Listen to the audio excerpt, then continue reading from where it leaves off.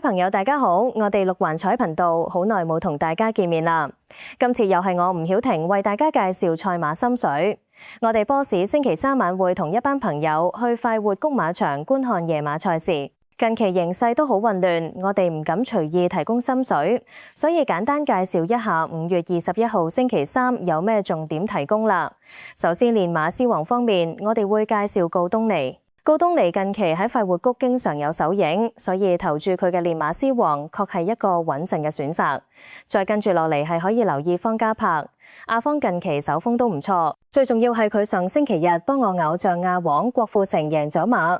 從賽後訪問可以感受到阿方悉心照料馬匹同部署出賽，有相當豐富經驗，難怪深得天王級馬主嘅信任。至於冷馬介紹方面，我哋波士交代低，可以留意第一場8號星之願以及文家良馬房，第3場3號都靈勇士，而第8場2號有財有勢。如果臨場賠率依然係咁好分頭嘅話，不妨再跟一跟。